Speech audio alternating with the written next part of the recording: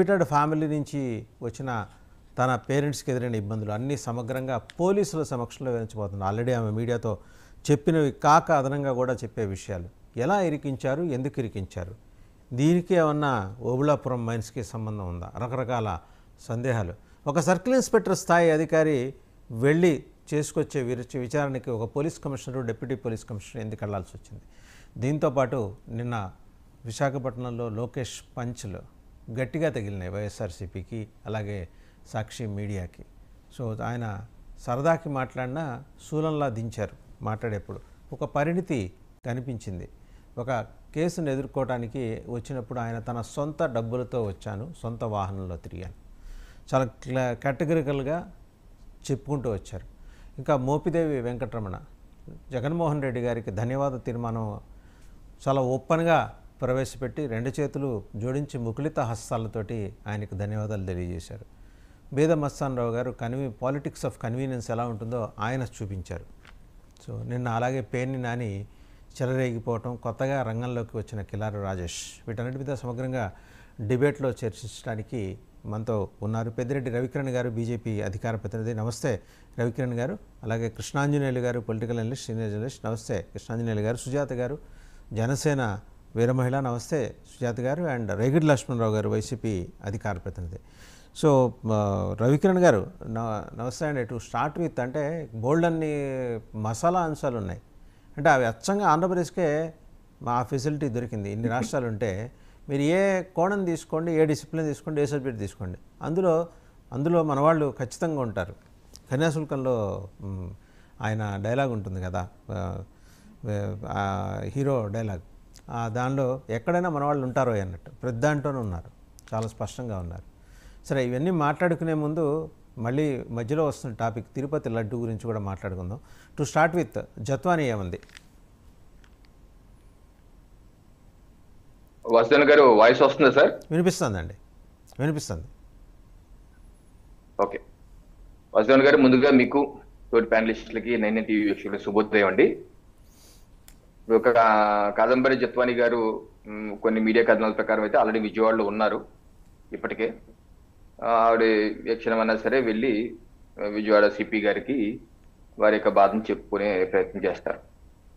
అయితే వారు మీడియాలో చెప్పిన కథనాల మీద నిన్న డీజీపీ గారు కూడా ఒక మెమోని జారీ చేసి ఏసీపీ అయినటువంటి శ్రవంతి రాయ్ గారిని విచారణ అధికారిగా నియమించి ఆవిడ మీడియాలో చెప్పిన కథనాల్లో ఎంతవరకు వాస్తవం ఉంది, ఐపీఎస్ అధికారుల యొక్క పాత్ర ఉందా లేదా, ఆవిడ పైన పెట్టిన కేసు తప్పుడు కేసు అవునా కాదా అని విచారించి 4 రోజుల్లో ప్రాథమిక నివేదిక ఇవ్వాల్సిందిగా ఆవిడని ఆదేశించారు.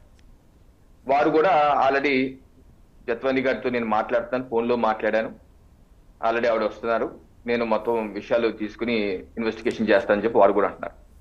సో ఏమవుతో ఒకటి చూడాలి. అయితే ప్రధానంగా చర్చ జరుగుతుంది ఏంటంటే, ఇందాక మీరు అన్నట్టు ఒక సాధారణ చీటింగ్ కేసు, మామూలు కేసు అయితే జనరల్ గా సిఐఓ ఎస్ఐఓ ఎవరైనా వెళ్తారు, తీసుకొస్తారు, విచారిస్తారు. బట్ ఇక్కడ పెద్ద పెద్ద ఐపీఎస్ ఆఫీసులు ఇన్వాల్వ్ అయ్యారు ఎందుకు అన్నది సర్వత్రా ఉన్నటువంటి ప్రశ్న. అది దానికి కారణం మనకి ఒక కోణంలో కనపడుతుంది ఏంటంటే, ఈ జత్వాని గారు అక్కడ ముంబై పోలీస్ స్టేషన్ లో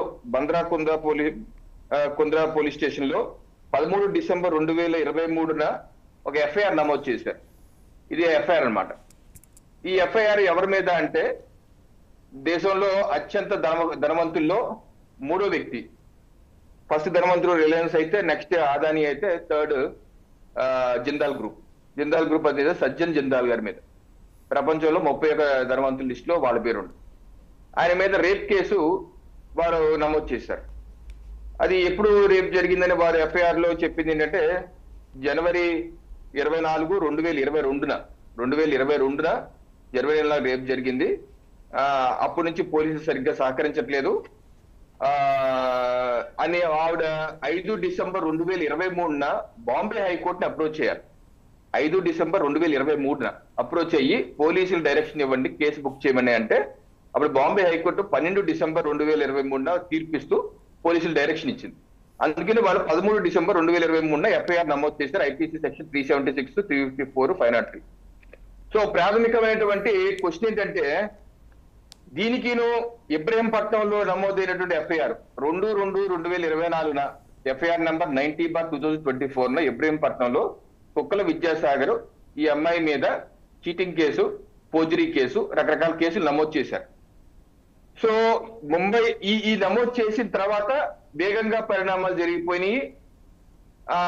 ఈవిని పట్టుకురావడానికి ఇక్కడ మ్యాజిస్ట్రేట్ లో పర్మిషన్ వారెంట్ తీసుకుంటాం, అక్కడికి వెళ్ళి ఆమెను పట్టుకుంటాం, అక్కడ మ్యాజిస్ట్రేట్ ట్రాన్సిట్ వారెంట్ తీసుకురావటం, అలాగే రాజమండ్రి సెంట్రల్ జైలు పంపటం. ఈ పరిణామాల్లో ఆవిడ బెయిల్ మొత్తానికి మార్చి 12-13 బెయిల్ వచ్చింది. ఆవిడ బెయిల్ వచ్చిన 4 రోజులకే మార్చి 17న రవికిరణ్ గారు చీటింగ్ కేసుకే రవికిరణ్ గారు ఒక్క నిమిషం అండి, మీరే మాట్లాడు. చీటింగ్ కేసుకే రాజమండ్రి సెంట్రల్ జైలుకి పంపించాలంటే ఒక్కో ఊరు సగం సగం ఖాళీ అయిపోతాయి. అన్ని చీటింగ్ కేసులు ఉన్నాయి. అదే ఇప్పుడు ఇదే ఇప్పుడు మనకి జోడించవలసింది ఇప్పుడు అధికారి జోడించాలి. ఎందుకంటే ఇప్పుడు ఈ కేసులో బెయిల్ వచ్చిన తర్వాత వెంటనే ముంబైలో ఎఫ్ఐఆర్ కూడా క్లోజ్ అయిపోయింది. 17వ తారీఖు ఆ కోర్టులో ఎఫ్ఐఆర్ క్లోజర్ చేశారు. ఈ అమ్మాయి అందుబాటులో లేదు, ఈ అమ్మాయి ఎంత పిలిచినా రావట్లేదు అని. జైల్లో ఉంటే ఏమొస్తున్నావిడ? జైల్లో ఉంటే రావట్లేదు, స్టేట్మెంట్ ఇవ్వట్లేదు అంటే ఎలా కుదురుతుంది? సో ఇప్పుడు క్వశ్చన్ ఏంటంటే అక్కడ జిందాల్ గారికి ఇక్కడ కేసుకి లింక్ చేసి ఇది కావాలని చేశారా? నెంబర్ 1. నెంబర్ 2, ఈ యొక్క ఇబ్రహీంపట్నంలో చేసిన ఈ ఎఫ్ఐఆర్ కు అత్యుత్సాహం ప్రదర్శించి, ఎందుకంటే మనం కూడా చూస్తుంటాం, శ్రీదేవి నా భార్య చిన్నప్పుడు చూసేవాళ్ళం, శ్రీదేవి నా భార్య, జయప్రద నా భార్య, రాహుల్ జనాల్లో ఒక ఆయన ఉండేవాడండి వెంకట సుబ్బయ్య అని. ఆయన ఒక 5-6 క్లెయిమ్ చేసుకునేవాడు తన భార్యలని చెప్పి, విపరీతం కేసులు పెట్టేవాడు తెనాల్లో ఒక ఆయన. అవునండి ఇటువంటి వాళ్ళు ఉండేవాళ్ళు. సో మరి ఇలాంటి ఇది ఇబ్రహీంపట్నంలో ఉన్నటువంటి జగ్గంపేటలో 5 ఎకరాల భూమిని ఆ జత్వాని అమ్మేసే ప్రయత్నం చేసింది ముంబైలో ఉండాలి అంటే ఇది తలాతోక లేకుండా ఉంది వ్యవహారం. దీని పోలీసులు ఏమాత్రం ఆలోచించకుండా గండం మీద చొక్కా వేసుకొని ప్రభాస్ లా పరిగెత్తినట్టు వీళ్ళు వెంటనే వేసేసుకుని ఢిల్లీ, ముంబై పరిగెత్తి అరెస్ట్ చేసి వచ్చేసారు. దీనిలో అసలు చట్టపరంగా చేశారా, చట్ట వ్యతిరేకంగా చేశారా, ఏం చేయడానికి చేశారు అంటే ఈ రోజు నిన్న పేరు నాని గారి ప్రెస్ మీట్ చూస్తే ఇంకా అనుమానాలు రెట్టింపయ్యాయి. ఆయనేమన్నారు, అసలు ఈ కేసుకి మా ప్రభుత్వానికి ఏంటి సంబంధం? ఈ కేసు వచ్చే టైంకి ఎలక్షన్ కూడా వచ్చేసింది కదా, మీరు వెళ్ళి ఎలక్షన్ కమిషన్ అడగండి అంటారు. అయ్యా కేసు పెట్టింది ఫిబ్రవరి 2వ తారీఖు, అరెస్ట్ చేసింది ఫిబ్రవరి మాసం ఎలక్షన్ కమిషన్ అయినా ఎలక్షన్ కోడ్ అమలు చేసిన రాష్ట్రంలో మార్చి 16వ తారీఖు కదా ఎలక్షన్ కోడ్ వచ్చింది. అంతకు ముందే ఎన్ని ఎపిసోడ్లు జరిగిపోయాయి. ఆ మాత్రం కూడా మాజీ మంత్రి గారికి మరి వాళ్ళ ప్రభుత్వం పోయాక మరి బ్రెయిన్ పని చేయట్లేదు, నాకైతే అర్థం కావట్లేదు. ఆ మాత్రం తెలియదండి ఫిబ్రవరి మాసంలో ఎలక్షన్ కోడ్ లేదని. అంటే తొందరపాటు కనబడుతుంది. ఇంకోటి ఏంటి, ఇవాళ పేపర్ లో యువ సాక్షి పేపర్ ప్రధాన శిక్షణ మీద చూస్తే ఫ్రంట్ పేజ్ లో హెడ్డింగ్ రాశారంటే పారిశ్రామికవేత్తలే టార్గెట్ గా వగలాడి మాయలాడి. అంటే ఈ అమ్మాయి పారిశ్రామికవేత్తలుగానే టార్గెట్ చేసుకుంది. గతంలో ఏషియన్ పెయింట్స్ కూడా చేసింది. ఇప్పుడు పారిశ్రామికవేత్తల్ని కాపాడే విధంగా రాష్ట్ర పోలీసులు ఈ అమ్మాయిని అరెస్ట్ చేసి తీసుకొస్తే శబాష్ అనకపోయి ఈ రోజు ఆ పోలీసుల మీద ఆరోపిస్తున్నారా? అంటే రాష్ట్రంలో పరిశ్రమలు రాకూడదని కూటమి ప్రభుత్వం కొట్టుకుంటుందని చెప్పి హెడ్డింగ్ లో రాశారు. వాటి నవ్వాలని నాకు అర్థం కావట్లేదు. అంటే దేశంలో ఉన్న పారిశ్రామికవేత్తలందరినీ కాపాడే ప్రయత్నం ఏపీ పోలీసులే పెట్టుకున్నారా? ఇంకా పారిశ్రామికవేత్తలకు వేరే పని లేదా? దేశంలో పారిశ్రామికవేత్తలకి ఈ పని లేదు, అమ్మాయిల పని లేదు, వేరే పనులు లేవా? కూటమి ప్రభుత్వం కుట్టబడుతుంది పారిశ్రామిక అభివృద్ధి అందుకోవడం. అంటే దీన్ని బట్టి అర్థమవుతుంది ఏంటంటే గుమ్మడికాయ దొంగ భుజాలు దొరికినట్టు వాళ్ళకి ఎక్కడో టచ్ అయింది. ఈ పారిశ్రామికవేత్తలు కాపాడామని చెప్పి పరోక్షంగా చెప్తున్నారంటే మనం ప్రజల్లో అనుకుంటుంది, మనం అనుకుంటే నిజం. జిందాల్ గారిని కాపాడటానికి వీరు చేసిన ప్రయత్నంగానే మనం దీన్ని కలిపితే చూడవలసిన అవసరం ఉంది. తప్పనిసరిగా వీరి యొక్క పాత్ర మీద పూర్తి స్థాయి విచారణ జరగాలి. అధికార దుర్వినియోగం చేసిన ఏ అధికారైనా సరే ఐపీసీ సెక్షన్ కాదు, భారత న్యాయ సంహిత కొత్త సెక్షన్ కూడా అప్లై అవుతాయి.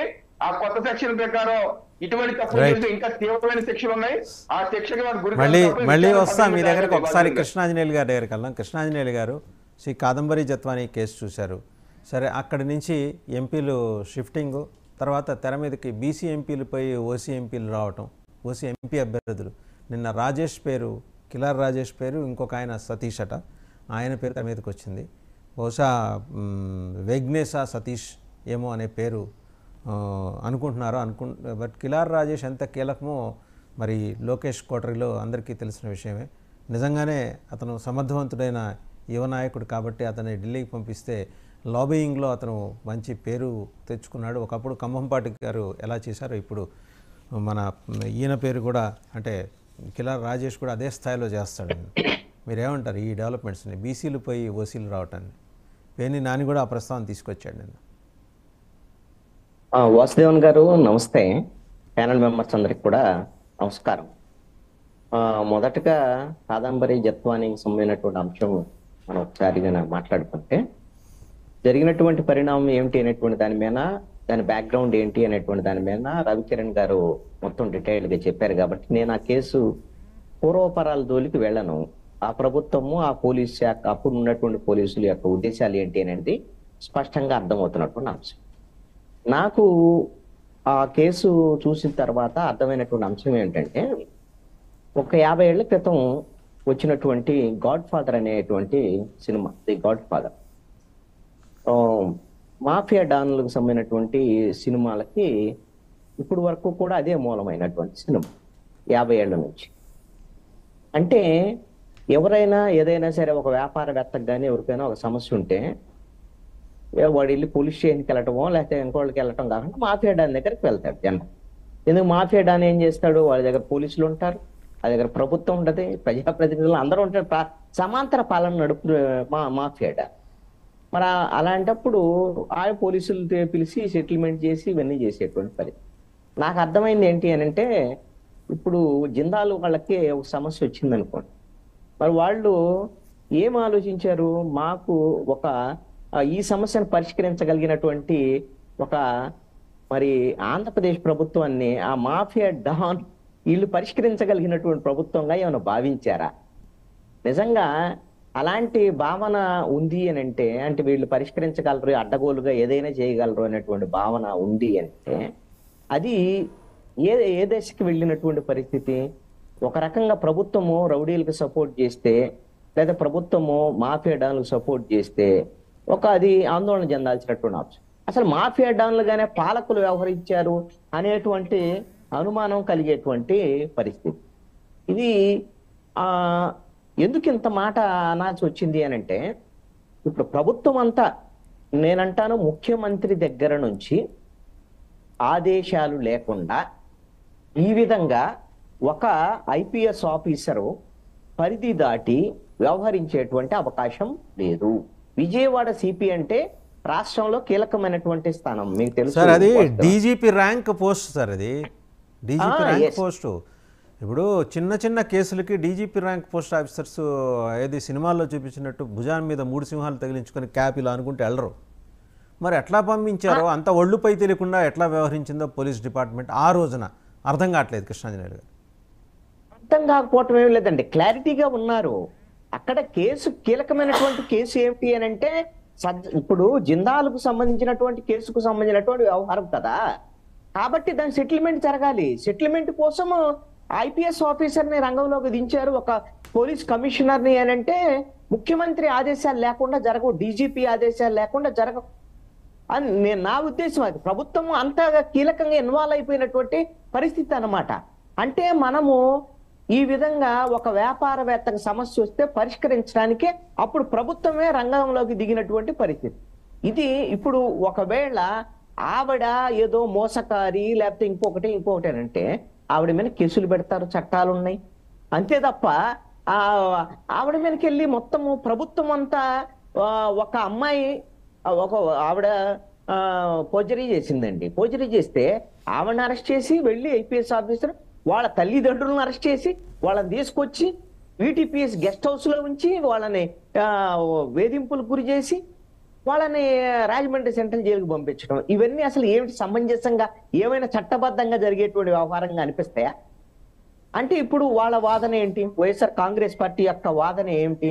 వైఎస్ఆర్ కాంగ్రెస్ పార్టీ చెప్తున్నటువంటి వాదన ప్రకారంగా ఆవిడ వేధింపులు గురి చేసేటువంటి వాళ్ళ టార్గెట్లు చేసి అన్ని ట్రాపులు వేసి ఎవరిని, వ్యాపారవేత్తల్ని, అంటే వాళ్ళని కాపాడటానికి ఆంధ్రప్రదేశ్ ప్రభుత్వం ఉందా? పోనీ దేశవ్యాప్తంగా ఉన్నటువంటి వ్యాపారవేత్తలందరికీ కూడా కాపాడటానికి వీళ్ళు ఉన్నారా? ఏం చట్టాలను రాజ్యాంగం లేకుండా మన భారతదేశంలో ఉన్నటువంటి పరిస్థితి ఉందా? వీళ్ళు సూపర్ కాప్ లా తయారయ్యారు.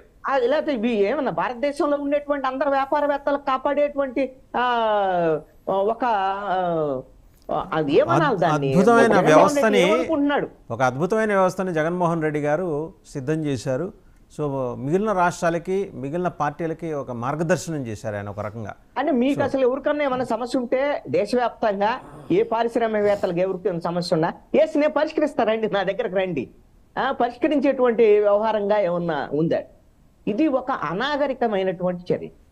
ఆవిడ ఎలా అంటే ఆవిడ ఏమిటి, ఆవిడ తప్పు చేస్తే శిక్షించేటువంటి దానికి అన్ని వ్యవస్థలు ఉన్నాయి, చట్టపరంగా చర్యలు తీసుకోవచ్చు.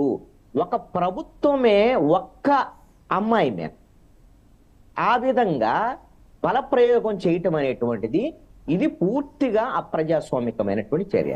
అసలు కృష్ణాంజనేయులు గారు ఒక చిన్న కంపారిజన్, అంటే ఒక భారీ కంపారిజనే. మీరు ఈ ఎపిసోడ్లో చూస్తే నిందితులుగా తెర మీదకి వచ్చేవాళ్ళు చేర్చబడుతుంటారు. ఇక్కడ బడుగు ప్రయోగం ఉంది, చేర్చబడుతుంటారు. మీకు కలకత్తా ఇన్సిడెంట్లో సంజయ్ రాయ్ చేర్చబడ్డాడు ఆ కేసులో. అలాగే ఇక్కడ కుక్కల విద్యాసాగర్ చేర్చబడ్డాడు. అంటే వాళ్ళ అవసరాల కోసం ఒక కంప్లైనెంట్ కావాలి కాబట్టి తీసుకొచ్చి, ఒక రకంగా అతను బాధితుడే. ఎందుకంటే అసలు నిందితుడు లేకపోతే నిందితురాలు లేకపోతే నిందితులు ఎవరంటే ప్రభుత్వమే. ఇక్కడ ఒకళ్ళ ప్రయోజనాల కోసం ఎవరినో ఒకళ్ళని కొన్నాళ్ళు నువ్వు వచ్చి అక్యూజ్డ్గా నువ్వు యాక్ట్ చేయంటే అతను వచ్చి ఇరుక్కున్నాడేమో అనే సందేహాలు కనిపిస్తున్నాయి. మన రావు గోపాలరావు గారు ఏదో సినిమాలు అంటారు, సినిమాలు చూడలేదా అని. ఓల్డెన్ సినిమా కథల్లో వైఎస్ఆర్ కాంగ్రెస్ పార్టీ లీడరే కాబట్టి వాళ్ళ పార్టీ నాయకుడు ఆదేశాల ప్రకారం వచ్చి ఆదేశాల ప్రకారంగా కేసు పెట్టాడు. కేసు పెట్టిన దాని మీద వెంటనే పోలీసులు యాక్ట్ చేసినటువంటి పరిస్థితి ఉంది. అది ఒక రకంగా ఇది ప్రభుత్వం యొక్క కుట్రండి. ప్రభుత్వం ఒక్క మనిషి మీద, ఒక్క అమ్మాయి మీద ఇంత కుట్ర చేయాల్సినటువంటి అవసరం ప్రభుత్వం అంతా చేయాల్సినటువంటి అవసరం ఉందా? ఒకవేళ అనుకుందాం ఉండే వాళ్ళ వాదన ప్రకారంగానే ఈ రోజున సాక్షిలో వచ్చినటువంటి కథనం ప్రకారంగా అనుకుందాం సార్, వ్యాపారవేత్తలందరినీ కాపాడటం కోసం ఈ ప్రభుత్వం కంకణం కట్టుకొని చేసింది. కంకణం కట్టుకొని చేయటానికి నువ్వు చట్టబద్ధంగా ఆ రాష్ట్రంలో సంబంధించినటువంటి కేసు అక్కడ పోలీసులు వ్యవహరించవచ్చు, వాళ్ళ పోలీసులు ఆవిడ మీద చర్యలు తీసుకోవచ్చు.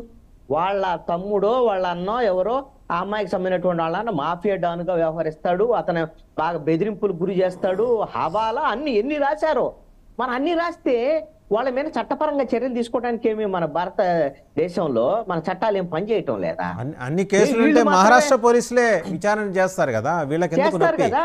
మహారాష్ట్ర పోలీసులే చేస్తారు కాదు, ఆ భారతదేశం మొత్తాన్ని పరిపాలించేటువంటి ప్రభుత్వంగా ఆంధ్రప్రదేశ్ ప్రభుత్వం వీళ్ళే అందరి సమస్యలు పరిష్కరించేటువంటి వాళ్ళుగా తయారైపోయినటువంటి పరిస్థితి ఇవంతా కూడా చట్టాలను తమ చేతుల్లోకి తీసుకొని ఈ విధంగా పూర్తిగా ఆవిడ యొక్క హక్కుల్ని కాలరాసేటువంటి విధంగా వ్యవహరించినటువంటి తీరు ఒక పోలీసు, ఒక సిఐనో ఒక ఎస్ఐనో లేకపోతే ఒక ఐపీఎస్ ఆఫీసరో చేస్తే అంతవరకు అనుకోవచ్చండి. ఇది ప్రభుత్వం చేసినటువంటి కుట్రండి.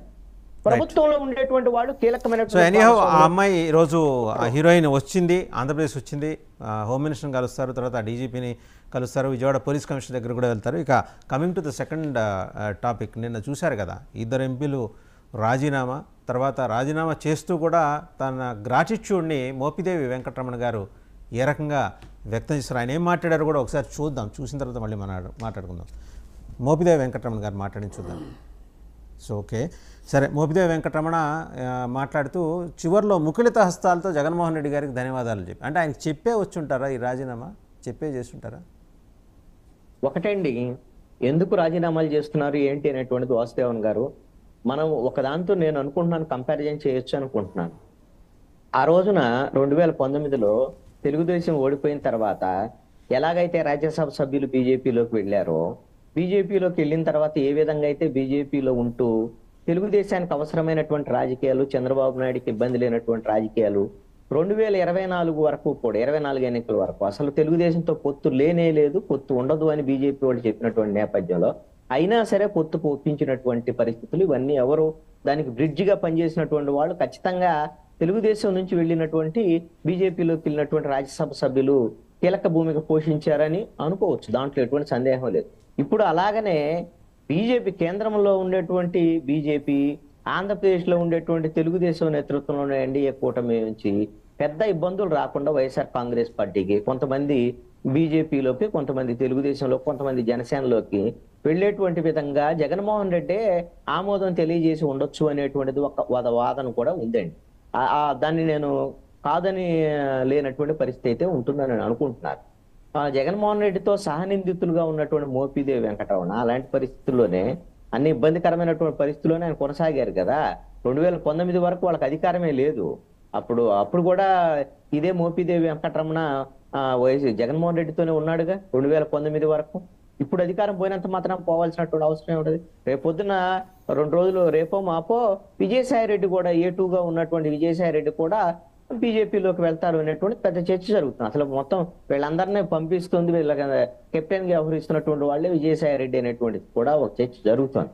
మరి ఇలాంటి పరిస్థితి ఉంటే అసలు జగన్మోహన్ రెడ్డితో ఉండేటువంటి వీళ్ళు అన్ని రకాలుగా జైలు మేట్స్ గా ఉన్నారు, సహనిందితులుగా ఉన్నారు, రాజకీయాల్లో ఉన్నటువంటి వాళ్ళు, వైఎస్ఆర్ కాంగ్రెస్ పార్టీలో ఫౌండర్స్ గా ఉన్నటువంటి వీళ్ళు ఇప్పుడు ఈ రోజు వెళ్ళిపోతున్నారు అని అంటే ఏదో జగన్మోహన్ రెడ్డి మీద వ్యతిరేకత వచ్చే, లేకపోతే వైఎస్ఆర్ కాంగ్రెస్ పార్టీ మునిగిపోతున్నాను, రేపు పొద్దున అసలు రాదనో, అధికారంలోకి రాదనో అలాంటి విషయాల మీద వెళ్తున్నారని నేను అనుకోవటం లేదండి. ఇది రాజకీయ వ్యూహంలో భాగంగానే వెళ్తున్నారేమోనని నేను అనుకుంటున్నాను. అయితే వాళ్ళకి మళ్ళీ రాజ్యసభ ఇస్తారా లేదనేది మాత్రం గ్యారంటీ లేదు. మోపిదేవికి ఎమ్మెల్సీ ఇస్తారని చంద్రబాబు గారు హామీ ఇచ్చారట. ఒకసారి లక్ష్మణరావు గారి దగ్గరికి వెళ్దాం. లక్ష్మణరావు గారు, ఇన్ని డిజాస్టర్స్ ఏంటండి మీకు? ఒకటా రెండా? ప్రభుత్వాలను వాడేసుకోవటం, ఎవరు అంతర్జాతీయ స్థాయిలోను జాతీయ స్థాయిలోను ప్రముఖులను రక్షించడానికి మీరు ఇంటర్పోల్ అని ఒకటి ఉంటుందండి, ఆ ఇంటర్పోల్ ఉద్యోగం కూడా మీరే చేస్తే ఎట్లా? లక్ష్మణరావు గారు వినిపిస్తుందా? వినపడుతుంది సార్ వాసుదాన్ గారు. అన్నీ కూడా వైసీపీ చుట్టూ, ఇప్పుడు భూమి సూర్యుడి చుట్టూ తిరిగినట్టు కేసులన్నీ వైసీపీ చుట్టూ తిరుగుతున్నాయి. చూశారు కదా మీరు, ఈ టచ్ ఎనీ కేసు దాంట్లో ఖచ్చితంగా వైసీపీ ఇన్వాల్వ్మెంట్ ఉంటుంది. ఈసారి ప్రభుత్వం ఇన్వాల్వ్ అయింది. పెద్దలకి NNT వీక్షకులకి యాజమాన్యానికి హృదయపూర్వక నమస్కారం అండి. మీరు ఎవరైనా కాదంబరి జత్వాని గురించి ఫస్ట్ మాట్లాడారు అందరూ కూడా. అసలు కాదంబరి జత్వాని గారు ఎవరండి? అసలు ఆవిడకి మన రాష్ట్ర రాజకీయాలకు సంబంధం ఏంటి? ఆవిడని ఎందుకు అంతలా మీరు నెత్తిన వేసుకోవాల్సిన అవసరం ఏముంది? మన రాష్ట్రంలో జరిగినటువంటి ఆడబిడ్డల రేపులకు గురైపోతే వాళ్ళు పట్టించుకోరు. ముచ్చుమూరులో చనిపోయి ఇప్పటికి కూడా 4 రోజులు దాటిపోయింది. ఆ పిల్ల ఎక్కడ ఉంది? అసలు ఆ శవాన్ని కూడా వచ్చే బాధ్యత మీరు తీసుకోవాలా? సిగ్గుమాల సరే ఇది అంటే మీరు రంకులకి బొంకులకి సహకారం చేసే పార్టీయా? రంకుతనం చేసిన వాళ్ళు ఆడవాళ్ళని, లేదంటే వేరేతనంగా ఉన్న ఆడవాళ్ళు. లక్ష్మణరావు గారు, మనం సభ్య సమాజంలో ఉన్నాం. మన నాలుకని కొంచెం అదుపులో పెట్టుకోవాలి. మన నాలుకని దయచేసి యు విత్డ్రా దట్ వర్డ్ రంకు బొంకు అనే మాటల్ని మీరు ఉపసంహరించుకోండి. అటువంటి పదాలు మాట్లాడకూడదు. మేము ఎప్పుడు కూడా అటువంటి పదాలు కూడా తీసుకురావాలా వాసుదేవన్ గారు? అంతలాగా అనిపిస్తోంది. ఈ రోజున మీరు ఏ స్టాండ్ తీసుకుంటా ఉన్నారు? ఏంటంటే మీకు అంత ఇంట్రెస్ట్ ఏంటి ఆవిడ మీద? ఆవిడకి మీకు ఏమంటే ఇంటర్నల్ లింకులు ఉన్నాయా? మీరు యాంటీ ట్రాపింగ్ చేయించారా? చంద్రబాబు నాయుడు గారు, లోకేష్ గారు మీ ఎన్డీఏ కూటమి యాంటీ ట్రాపింగ్ చేయించిందా? జనరల్ గారిని, లేదంటే ఇక్కడ ఉన్నటువంటి పారిశ్రామికవేత్తలు కానీ, లేదంటే కుక్కలు విజయసాగర్ గారిని కానీ ట్రాపింగ్ లో లాగడానికి మీరే ప్లాన్ వేశారా? 2009 నుంచి నాకు ఆవిడ నుంచి ఇబ్బంది పడుతూ ఉన్నాను. 1,32 లక్షల రూపాయలు నేను సమర్పించుకున్నాను. వాళ్ళ తల్లిదండ్రుల అకౌంట్ కి 16 లక్షలు వేశాను. ఆవిడ అకౌంట్ కి 50 లక్షలు దపాలు పంపించాను. మిగతా కాకుండా ఆవిడ ఒక లిస్టు పెట్టారు ఆయన. నేను ఆవిడ వల్ల వేధింపుల వల్ల 2014లో కూడా పోటీ చేయడానికి వెనకాడే పరిస్థితులు నాకు ఏర్పడినాయి అని చెప్పి బోరమనే పార్థసారథి, ఇప్పుడు ఉన్నటువంటి టీడీపీలో ఉన్నటువంటి మినిస్టర్ గారు, అదే పార్థసారథి గారు జగన్మోహన్ రెడ్డి గారు మాట్లాడిన పరిస్థితి. అంటే మీరు ఏదో ఒక తీసుకొచ్చే విషయాన్ని ప్రతిదీ కూడా మొన్నటి వరకు విజయసాగర్ అన్నారు, ఇప్పుడేమో జిందల గారిని తెరపై తీసుకొచ్చారు. అంటే జిందల గారిని తలుచుకుంటే ఎవరంటే నథింగ్ కాదా? ఆవిడ ఆప్టల్ కాదండి? అంత ధనవంతుడు తలుచుకుంటే అసలు ఆవిడ బాడీ సాల్తీ ఉంటుందా? నిజంగా తప్పించాలంటే ఏంటంటే నాకు అర్థం కావట్లా. జగన్మోహన్ రెడ్డి గారి సపోర్టే కావాలా వాళ్ళకి? మరి అక్కడ ఉన్నటువంటి 30 రాష్ట్రాల సపోర్ట్ జిందల గారికి అవసరం లేదా? లేదా ఆయన చేయించుకోలేరా వేరే రాష్ట్రంలో? జగన్మోహన్ రెడ్డి గారి మీద గుట్టకాల్సి వేసేయాలి, లేదంటే మా ప్రభుత్వం మీద వేయాలి, ఏదో రకంగా దీన్ని ఇష్యూ చేయాలి. ఎవరండి ఆవిడ? మన రాష్ట్రంలో జరుగుతున్నట్టు ఆడపిల్లలకు అన్యాయం జరుగుతున్నటువంటి ఆడపిల్లలకు మీరు న్యాయాలు చేయరు. మన రాష్ట్రంలో ఉన్న ఆడపిల్లలు కాదు, ఎవరో పక్క రాష్ట్రానికి చెందిన ఆడపిల్లకి మీకు అంత ఇంట్రెస్ట్ ఏంటి? ఏం జరుగుతుంది రాష్ట్ర రాజకీయాల్లో? అక్కడ ముంబైలో మీరు కేసు పెట్టారన్నారు కదా, అసలు ఆవిడ బ్యాక్గ్రౌండ్ ఏంటి, ఆవిడ ఎవరెవరితో సంబంధాలు ఉన్నాయి, మరి ఇంతవరకు కూడా ముంబై స్ట్రీమింగ్ లో ఎందుకు రావాలా, ఎందుకు ముంబైలో ఉండే పెద్ద మీడియా కదా ముంబైలో, మరి పెద్ద మీడియాలో వచ్చినప్పుడు ఆవిడ ఎందుకు అక్కడ సపోర్ట్ తీసుకోలేకపోయింది, ఆవిడ ఎందుకు కేసు పెట్టలేకపోయింది, తప్పు అంతా కూడా ఆవిడ మీద ఉంది. మీరు ఏకం ప్రభుత్వం మొత్తం వెళ్ళి జగన్మోహన్ రెడ్డికి రాజేశ్వరి మేరకి ఐపీఎస్ అందరూ వెళ్ళి తీసుకొచ్చారు అని అన్నారు. విశాల్ గున్ని గారి ట్రాక్ రికార్డ్ తెలుసు కదా, విశాల్ గున్ని గారు ఏ రకంగా చేశారో తెలీదా, కాంతిలాల్ రాణా గారు ఏ విధంగా ఆయన విధంగా చేశారో తెలీదా. అంటే మీరు ఐపీఎస్ని మీరు వాళ్ళకి పదవులు ఇవ్వకుండా ఏదో రకంగా నిర్వహించేయాలి, వాళ్ళ మీద ఏదో ఒక అలిగేషన్ పెట్టి పక్కన పెట్టాలని ఒక వితాంత తంతుతో మాత్రమే ఇవన్నీ కనిపిస్తూ ఉన్నాయి. విచారణ చేయండి. లక్ష్మణరావు గారు మీకు ప్రశ్న, లక్ష్మణరావు గారు మీకు ప్రశ్న అండి. ఈ మధ్య మీరు కూడా నాలెడ్జ్ సెంటర్ ఒకటి పెట్టుకున్నట్టున్నారు తెలుగుదేశం లాగా, బాగా పదునైన స్టోరీలు అల్లి చెబుతున్నారు. ఇప్పుడు వాళ్ళ ట్రాక్ రికార్డు కోసం లేకపోతే వాళ్ళని భుజాన వేసుకుని తిరగడం కోసం వైసీపీ ఉందా, కేసులో అసలు వాస్తవాలు బయటికి తీసుకురావడం కోసం వైసీపీ ఉందా? ఒకటి. రెండు, జత్వాని ఈరోజు ఆమె కాదంబరి జత్వాని విజయవాడలో ఉంది, షీఈస్ మీటింగ్ పోలీస్ కమిషనర్. ఆమె కేసు తీసుకొచ్చి ఏదో మిమ్మల్ని బదనాం చేయాల్సినంత నెసిటీ చంద్రబాబు గారికి వారి ప్రభుత్వానికి కూటమి ప్రభుత్వానికి లేదు. బోల్డన్ని ఇష్యూస్ ఉన్నాయి, సో బోల్డన్ని అంశాలు ఉన్నాయి ఆయన అడ్రస్ చేయాల్సినవి. రాష్ట్రానికి పారిశ్రామిక పెట్టుబడులు తీసుకురావడానికి ఆయన ఏదో ఆయన తంటాలు ఆయన పడుతుంటే ఈ పెట్టి కేసులు తీసుకొచ్చి మీరు ఆయనకి అట్రిబ్యూట్ చేయడం అనేది కరెక్ట్ కాదండి. కేసుని కేసుగా ఎదుర్కోండి, అక్కర్లేని వాళ్ళని సందర్భం లేని వాళ్ళని తీసుకొచ్చి ఇన్వాల్వ్ చేసి మీరు పారదర్శకంగా ఉండండి, మీరు పారదర్శకంగా ఉండండి. మీ యొక్క ఎలా మీడియాలో ఎందుకు ప్రసారం చేస్తున్నారు, దేని గురించి మీరు కట్టుకథలు, రాజమౌళి కూడా అటువంటి సినిమాలు తీయరేమో, లేదంటే సుకుమార్ కూడా మీరు ఆ స్క్రిప్ట్ మీరు ఇవ్వండి సార్, రాజమౌళికి ఆ స్క్రిప్ట్ మీరు ఇవ్వండి. ఎందుకంటే ఇంత నిజమే మీరు అన్నది నిజమే, ఇంత అద్భుతమైన స్క్రిప్ట్ రాజమౌళి దగ్గర లేవు, మీరు ఇవ్వండి, మీరు ఇవ్వండి. మీ కథలన్నీ కూడా మణిరత్న గారికి ఇస్తే ఒక ట్రెండ్ సెట్ సినిమా తీస్తారు, ఆయన తీయగలరు, మీరు ఇవ్వండి. మా అమ్ముకుంటే మంచి డబ్బులు కూడా వస్తాయి. ఎవరు చెప్పారు సార్ ఇది ప్రతిదానికి కూడా తుమ్మితే తగ్గితే జగన్మోహన్ రెడ్డి గారు పడిపోవడం, తుమ్మితే తగ్గితే వైఎస్ఆర్ పార్టీ మీద పడిపోవడం, ఏ ప్రాథమికంగా ఏ ప్రూఫ్స్ తో దేని మీద మీరు మాట్లాడుతూ ఉంటారు? అసలు ఎవరు సార్ ఆవిడ ట్రాక్ రికార్డ్ ఏంటి ఆవిడది, జత్వాని గారిది, ఆవిడ అమ్మాయిది, అది వదిలేదు ఒక్కరే సార్. ఏదైనా ఆవిడ ఈ రోజు వచ్చింది స్టేట్మెంట్ ఇస్తుంది, నిజంగానే మీరు ఎంక్వైరీ చేసి బయట తీయండి, నిజాలు తీయండి, అప్పుడు తెలుస్తాం ఏంటనేది. ఇప్పుడు రాష్ట్ర ప్రజలు గమనిస్తూ ఉన్నారు, మీరు ఏదైతే చేస్తూ ఉన్నారో, ఏ మైండ్ గేమ్ ఆడుతూ ఉన్నారో, అసలు మొన్నటి వరకు జరిగిన రాజకీయ పరిణామాలు ఏంటో, గత 20 రోజుల నుంచి జరుగుతున్న రాజకీయ పరిణామాలు ఏంటో, అన్ని ట్రాపింగ్ ద్వారా వచ్చినటువంటి వీడియోలు మీరెందుకు విడుదల చేసి మీరు రోజు దాని మీద డిబేట్లు పెట్టడం మీ ఎల్ఏ మీడియాలో, అదేమో పెద్ద చర్చలాగా రాష్ట్రంలో ఇంకేమీ జరగట్లా, ఇవే జరుగుతున్నాయి. సరే, మళ్ళీ మీ దగ్గరకు వస్తా, మనతో పాటు సుజాత గారు మాట్లాడతారు, జనసేన ప్రతినిధి. సార్ నాకు అవకాశం ఇవ్వాలా, ఈ ముగ్గురికి సమాధానం చెప్పాలా, నలుగురికి సమాధానం ఇంకా ఇష్యూస్ ఉన్నాయి. ఆవిడ మాట్లాడాలి, ఆవిడ మాట్లాడలేదు, ఆవిడ మాట్లాడియండి, ఆవిడ మాట్లాడి వస్తాం మీ దగ్గరికి. సుజాత గారు ఈ డెవలప్మెంట్స్ చూశారు. సో ఒక రాష్ట్ర ప్రభుత్వం అంటే రాజ్యహింస అంటారు దీన్ని. రాజ్యహింస ఇదివరకు నక్సలైట్ల మీదో, అర్బన్ నక్సలైట్ల మీదో, లేకపోతే ప్రభుత్వానికి వ్యతిరేకంగా నిందించే మేధావర్గం మీదో జరిగేది. చాలా సటిల్గా జరిగేది, చాలా ఆర్గనైజ్డ్గా జరిగేది. ఇవాళ ఒక మహిళ మీద జరిగింది. నేను ఆమె నేపథ్యం గురించి ఇక్కడ ప్రస్తావించట్లేదు, ఆమె పాత కేసుల గురించో, ఆమె మీద ఉన్న కేసులు, ఆమె పెట్టిన కేసుల గురించో ప్రస్తావించట్లేదు. బట్ ఆమె ఒక ఎక్యూజ్డ్ అయినప్పుడు ఆమెకు ఒక రైట్ ఉంటుంది తన మీద వచ్చిన నిందలు, ఆరోపణలు, అభియోగాలు వాటి మీద పోరాటం చేయడానికి.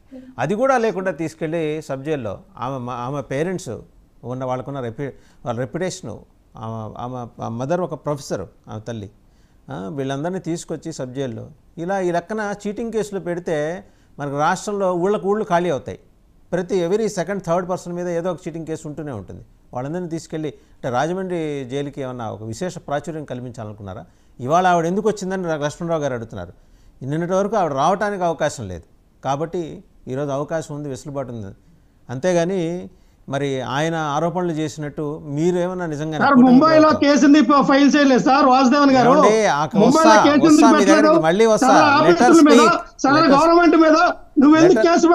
Letter speak. సుజాత గారిని మాట్లాడండి, ఒక పార్టీ ప్రతినిధి అక్కడ ఉన్నారు, ఆవిడ మాట్లాడతారు, ఆవిడ ఒక మహిళ, ఆవిడ మాట్లాడండి. సార్ వాసుదేవన్ గారు, ముందుగా మీకు 99 ప్రేక్షకులు అలాగే ప్యానెల్లో ఉన్న మిత్రులందరికీ శుభోదయం అండి. ముందుగా నేను ఒక చిన్న సజెషన్ అండి లక్ష్మణరావు గారికి. లక్ష్మణరావు గారు మనం ఏ పార్టీలో ఉన్నా కూడా మనకంటూ ఒక క్రెడిబిలిటీ ఉండాలి. ఒక పార్టీలోకి వెళ్ళినంత మాత్రాన అక్కడ బురద అంతా అంటించుకోవాల్సిన అవసరం లేదు. వాళ్ళు చేసే ప్రతి తప్పుని వెనకేసుకుని భుజం మీద మోయాల్సిన అవసరం అంతకంటే లేదు. మీ క్రెడిబిలిటీ అంటూ మీకు ఉంచుకోవాలి, అది పోగొట్టుకోకండి దయచేసి. రాజకీయ భవిష్యత్తు మీరు కోరుకుంటే కనుక. అలాగే నెక్స్ట్ మహిళల గురించి, వారి యొక్క హక్కుల గురించి ఆవిడ మీద రకరకాల కామెంట్లు చేస్తున్నారు లక్ష్మణరావు గారు. మీరు ఇంతకు ముందు దువ్వాడ శ్రీనివాస్ గారి విషయంలోకి వచ్చినప్పుడు మాధురి గారి గురించి ఆవిడ వ్యక్తిగత వ్యవహారం, ఆవిడ పర్సనల్ అని వెనకేసుకొచ్చిన మీరే ఈ రోజు ఒక నటి, పైగా ఆవిడ ఏమి నిశాని కాదు, ఆవిడ చదువుకున్న ఆవిడ డాక్టరు, ఒక కుటుంబ నేపథ్యం, హై సొసైటీ నుంచి వచ్చిన వ్యక్తి. అటువంటి వ్యక్తి మీద మీరు నిందారోపణలు చేస్తున్నారు. హనీ ట్రాప్ అని ఆవిడ మీద రకరకాల ఆరోపణలు చేస్తున్నారు. ఒకసారి చేసే ముందు కూడా ఆలోచించండి. మన గురువింద సామెత గుర్తు తెచ్చుకోవాలి. వైసీపీలో ఎన్ని జరిగినాయో, మీరు ఏదైతే 2 పదాలు ఉపయోగించారో, వాసుదేవన్ గారు నిలువరించారో, ఆ పదాలని చూసుకుంటే కనుక గత 2 నెలల నుంచి వైసీపీకి సంబంధించిన ఎన్ని కేసులు బయటకు వస్తున్నాయో, ఎన్ని భాగవతాలు బయటకు వస్తున్నాయో చూస్తున్నాం. సో అలాంటివన్నీ మాట్లాడకండి దయచేసి. మీరు అంటే అద్దాల మేడలో కూర్చుని ఎదుటి వాళ్ళ మీద రాళ్లు విసిరే పనులు మాత్రం పెట్టుకోవద్దు. ఇక్కడ ఈ విషయానికి వస్తే, కాదంబరి గారి విషయానికి వస్తే, మరి ఆవిడ ఒకవేళ చీటింగ్ చేస్తుంటేనో, హనీ ట్రాప్ చేస్తుంటేనో, మిగిలిన రాష్ట్రాల్లో అక్కడ ఆవిడ మీద ఏమన్నా పోలీస్ కేసులు ఎందుకు నమోదు కాలేదు? కేవలం ఆంధ్రప్రదేశ్ పోలీసులు మాత్రమే బాధ్యత మొత్తం నెత్తి మీద వేసుకుని, అలాగే విజయవాడ పోలీస్ కమిషనర్ సీతారామాంజనేయులు గారు ఎవరైతే ఉన్నారో, పక్క జిల్లా అధికారులను కూడా ఇందులోకి ఇన్వాల్వ్ చేయాల్సిన అవసరం ఏంటి? అటు కాకినాడ నుంచి ఒక అధికారిని, ఇటు గుంటూరు నుంచి ఒక అధికారిని తీసుకుని వచ్చి కేసులో ఇన్వాల్వ్ చేయాల్సిన అవసరం ఏంటి? అంటే జగన్మోహన్ రెడ్డి గారి బ్యాచ్ మొత్తం అందరూ కలిసి ఒక మహిళ మీదకి వెళ్లారు అనుకోవాలా? ఇక్కడి నుంచి మొత్తం ముంబై వెళ్లి ఆ చీటింగ్ కేసులో ఆవిడని అరెస్ట్ చేసి తీసుకుని వచ్చారా? అక్కడ మహారాష్ట్ర పోలీసులకు ఇన్ఫార్మ్ చేశారా? అంటే మీరు చట్టాలు మొత్తం మీ చేతిలో పెట్టుకుని కేవలం అధికారాన్ని ఇలా కక్ష సాధింపు చర్యలకి, సెటిల్మెంట్లకు మాత్రమే ఉపయోగించారా? ట్రాక్ రికార్డు అంటున్నారు. విశాల్ గున్ని గారిది, అలాగే మన ఎవరైతే విశాల్ గున్ని గారు కాంతి రాణా గురించి కాంతి రాణా గురించి మీరు ట్రాక్ రికార్డ్ గురించి మాట్లాడుతున్నారు. వాళ్ళ ట్రాక్ రికార్డ్ గురించి అందరికీ తెలుసండి. అమరావతి రైతులకి సంకళ్ళు వేసిన రికార్డు ఎవరై విశాల్ గున్ని గారి ట్రాక్ రికార్డు. అలాగే మన గులకరాయి కేసు విషయంలో మాజీ ముఖ్యమంత్రి గారికి తగిలి అక్కడి నుంచి అది ఎగురుకుంటూ వెళ్లి పక్కనున్న ఇంకో వ్యక్తికి తగిలి అక్కడ మాయమైపోయింది గాలిలో అని చెప్పి ఒక ఫన్నీ స్టోరీ అల్లి చెప్పిన వ్యక్తి మన విశాల్ గున్ని గారు. ఇటువంటి వ్యక్తుల గురించి మీరు మాట్లాడకండి. రఘురామరాజు గారు అరెస్ట్ విషయంలో వీళ్ళు వ్యవహరించిన తీరు గాని, అలాగే టీడీపీ అధికార ప్రతినిధి పట్టాభి గారిని అరెస్ట్ చేసిన విషయంలో గాని, చట్టాలని వీళ్ళు ఎలా అయితే చేతుల్లోకి తీసుకుని ముప్పు తిప్పలు పెట్టారో, ఈ రోజు ఒక మహిళను తీసుకుని వచ్చి ఆమెని అరెస్ట్ చేశారు, జైలుకు పంపించారు. అది కాకుండా వారి కుటుంబాన్ని మొత్తం ఒక గెస్ట్ హౌస్ లో పెట్టి నానా చిత్రహింసలకు గురి చేశారు. ఆవిడ మీద కేసు పెట్టిన వ్యక్తి ఏమైనా సత్యలుడా?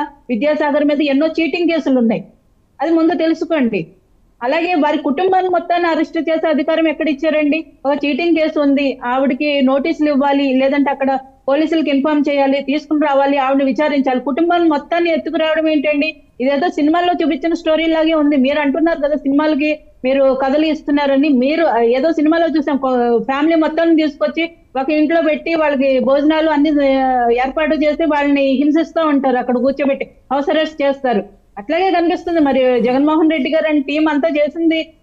సార్ వీళ్ళు అయితే అధికారంలో ముఖ్యమంత్రి గాను, అలాగే మంత్రులు గాను ఇలా ముసుగులో ఉన్నారు తప్ప నడిపించింది అంతా ఒక డాన్, మాఫియా డాన్ లాగే సెటిల్మెంట్ చేసినట్టే కదా. రైట్. ఇక్కడ ఒక ప్రశ్న మీకు, ఇక్కడ ఒక ప్రశ్న అండి మీకు సుజాత గారు. మాఫియా డాన్ నడిపించాడు, గాడ్ ఫాదర్ నడిపించాడు, కానీ గబ్బర్ సింగ్ మీ నాయకుడు, ఆయన ఏం చేస్తున్నాడు అనే ప్రశ్న ఇక్కడ ఉత్పన్నం అవుతుంది. ఇప్పుడు దానికి మీ దగ్గర ఉన్న సమాధానం ఏంటి? ఇప్పుడు ఆ విషయంలోనే మేము కేసులన్నీ విచారణకు తీసుకొస్తే మాత్రం వీళ్ళు అంటారు వ్యక్తిగత కక్షలు అంటారు, కక్ష సాధింపు చర్యలు అంటారు, ఇంకోటి ఏదో చూపించి అది చేయలేదు అంటారు. మీరు చేసిన దానికి సమాధానం చెప్పండి. ఇక్కడ ఏదైతే పోలీస్ అధికారులు చట్టాలను ఉల్లంఘించారో వాళ్ళందరి మీద చర్యలు తీసుకుంటే మాత్రం కక్ష సాధింపు చర్యలు అంటారు. ఇంత ఆవేశం తెచ్చుకొని పాపం లక్ష్మణరావు గారు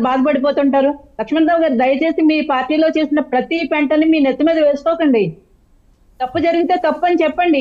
ఈ రేపో మాపో మీరు డాక్టర్ కూడా ఏఎస్ రావు గారు పార్టీ మారొచ్చు. డాక్టర్ ఏఎస్ రావు గారు మాట్లాడతారు. తెలుగుదేశం అధికార ప్రతినిధి డాక్టర్ గారు చూస్తున్నారు కదా మొత్తం డెవలప్.